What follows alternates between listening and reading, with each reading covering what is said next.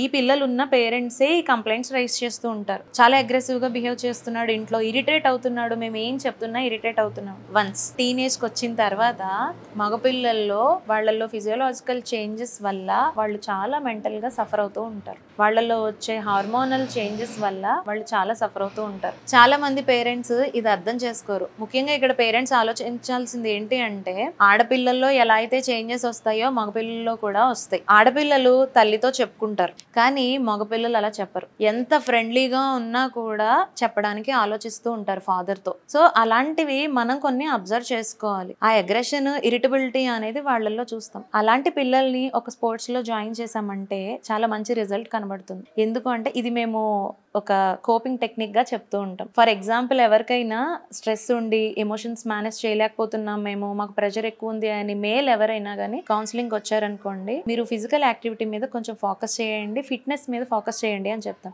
దీన్నే సబ్లిమేషన్ అంటాం. One of the best coping mechanism ఇది. ఎప్పుడైతే వాళ్ళకి ఉన్న ఎమోషన్ ని, ఆ అగ్రెషన్ ని బయటికి ఎగ్జిబిట్ చేశారు అనుకోండి, అది యాంటీ సోషల్ బిహేవియర్ గా మనం కన్సిడర్ చేస్తాం. అంటే నలుగురిలోనూ అలా బిహేవ్ చేయకూడదు, అలా కోపాన్ని చూపించడము, ఏదైనా నాలుగేసి విసరడము, గట్టిగా అరవడము, ఇదంతా యాంటీ సోషల్ బిహేవియర్ గా మనం కన్సిడర్ చేస్తాం. అదే అగ్రెషన్ ఇక్కడ గేమ్ లోకి వచ్చేటప్పటికి చాలా కాన్ఫిడెన్స్ ని పెంచుతుంది.